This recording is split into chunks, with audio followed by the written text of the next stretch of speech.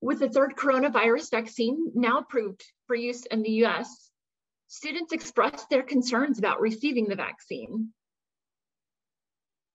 Most students have reported adverse effects from the coronavirus pandemic. Do some students experience additional challenges more than others? Find out in the newscast. Coming up on Rambler TV.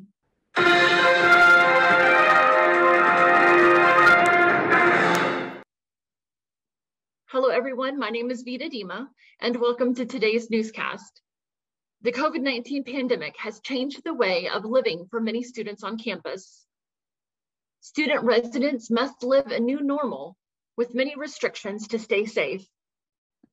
From residents not being allowed to have guests in their room, to wearing masks when outside, and scheduling to use the laundry rooms in public areas.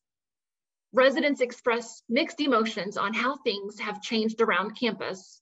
Rambler TV reporter Felipe Parra has the story. Due to COVID-19, residents of Texas Wesleyan must follow some restrictions while living here. These restrictions include wearing a face mask at all times, not being able to have guests in your room, and if you want to use the washer or be at the common areas, you must schedule an appointment. Students of Texas Wesleyan give their opinion about these new rules and restrictions. Well, to me, I think that with all the rules we have right now, it's good, especially wearing a mask, because right now, like in Texas, they already take off the rule for like wearing a mask, and I think it's really important to wearing a mask in the school because we need to protect ourselves and everyone else too. So yeah, wearing a mask rule is good. What I think about the restrictions, of course, like it has some good things and bad things. Like the bad thing is like you can't meet up with friends, especially like if you need help with like tutoring such.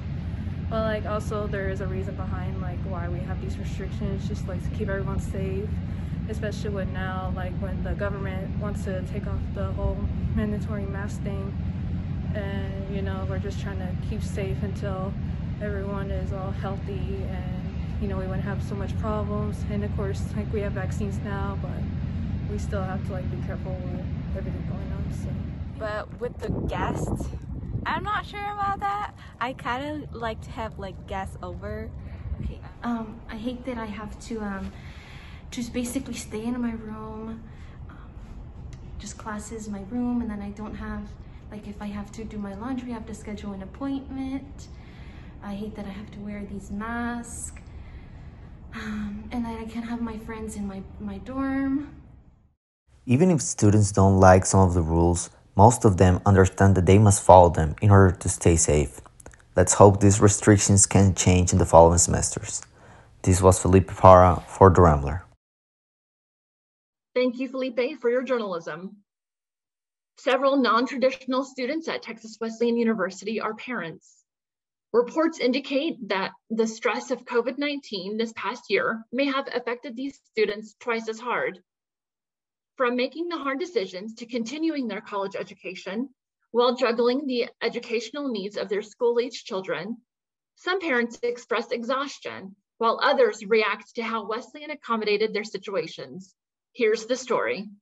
During the COVID-19 pandemic, Texas Wesleyan students that were also parents worked extra hard to keep up with their own classes while worrying about the effects of the pandemic on their children. I can't not work. I can't not take care of my kid. I could not go to school, but then I would never get my degree. Parents with younger children also have concerns about social skills and adjustments to a new normal. You know, his development, his progression. So just doing little stuff like taking him to the park in the beginning, or, you know, just being outside, trying to engage with other kids, just little stuff you take for granted. He didn't, you know, necessarily not understanding everything, but it's just those little milestones as far as development and just being around other people that you kind of miss out on. Students that are parents have the same resilient message. You just have to know how to balance everything. And Like, I have friends ask me all the time, I don't know how you do it. How do you do all this? You know, and it's like, I made a goal. And if I'm going to achieve that goal, I have to. Student Rachel Keith says, the key to being a parent and a student is preparation and flexibility.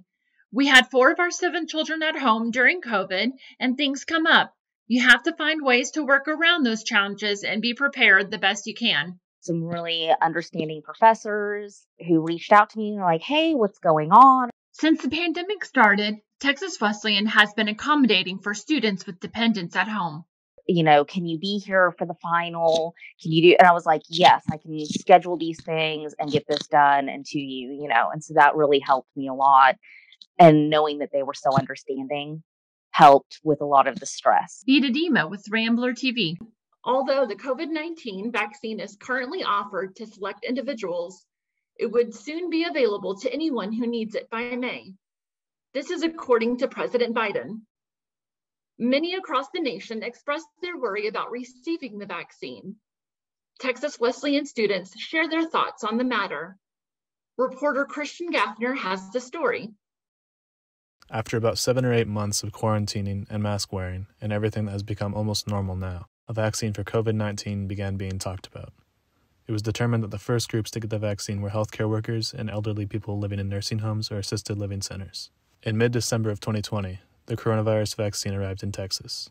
Strangely, the peaks in both confirmed cases and fatalities due to coronavirus occurred in late December through early January, after the first vaccinations arrived. Looking at data acquired from a New York Times drone tracker, which tracks the progress of the country's vaccinations and the number of people in each state that have received the vaccination, we can see how Texas is doing compared to other states. 2 months after the first vaccinations arrived in Texas, 12.9% of the state's population has received 1 dose, and 6.8% of the population has received 2 doses, which is the complete vaccination.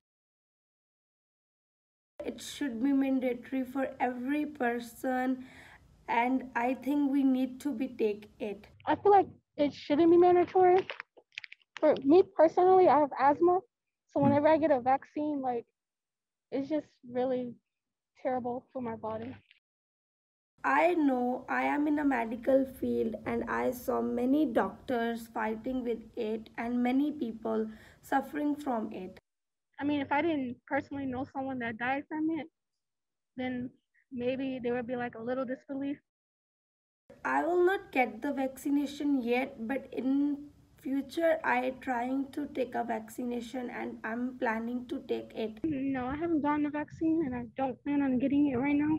On March 2nd, Governor Abbott discontinued the statewide mask mandate and said he is allowing businesses to open at 100% capacity. In his statement, he said, hospitalizations are the lowest that they have been in 4 months. The number of active COVID cases is the lowest since November and is less than half of what it was just a month ago. The data collected by the Texas Department of State Health Services does support these statements, but many businesses are continuing their no mask, no service policy, and Texas Wesleyan itself is continuing its mask mandate. In addition to the hardship faced on campus due to COVID-19, other life challenges persist. Students continue to grapple with those challenges as they plan for their future. Sophomore Jeffery Chanta speaks on being a first-generation student and the many challenges he faces in life that has led him to Wesleyan. Reporter Tatiyana Giddings has the story. Jeffery Chanta is a sophomore political science major who says he has faced many hardships in life leading up to college. Some of the hardships that I faced was coming from a single-parent household, being a first-generation student, and also being a caretaker and a strong supporter for my grandma that dealt with stage 3 breast cancer. Jeffrey's friend and co-worker Christine Davis shares that Jeffrey's father was not in his life, leaving him to take care of his siblings and mother. I know his dad hasn't really been around, so I know that's been really difficult for him, kind of taking on like that man of the house kind of role, you know what I mean, that typical thought process. So, and he's also a first generation college student, and he said the other day something about like the first to graduate from high school. One of the ways Jeffery claims to overcome his hardships was not to make excuses for himself. A couple ways I'm working through my hardships is really falling back on my peers and sort of understanding the challenges that I'm going through and really embracing everything that I'm going through and not making a false reality or creating excuses for myself. Jeffery's academic advisor believes he has done a lot despite the hardships he has faced. Yeah, as far as overcoming, any adversity he's facing in his life, he's doing a great job at it right now. As far as going to school, as far as caring about his classes, his GPA, his plans to go into law school and do great things with that. So I would say that he's definitely doing the most with the cards he was dealt. Jeffery shares his plans for future students that face difficulties similar to him. One of the things that I want to eventually do is create a nonprofit for single parent household children, because I know that, it's always really competitive for scholarships and resources, but just to be able to provide that extra resources for students and be able to be accessible. This is Tatiyana Giddings for Rambler TV. Thank you, Tatiyana, for the story. It is great to see students working through their life's challenges to build their futures. Thank you so much for joining us in today's newscast. Be sure to follow us on Facebook at The Rambler and on Twitter and Instagram at The Rambler TWU. My name is Veida Dima, and this is Rambler TV. Rambler TV.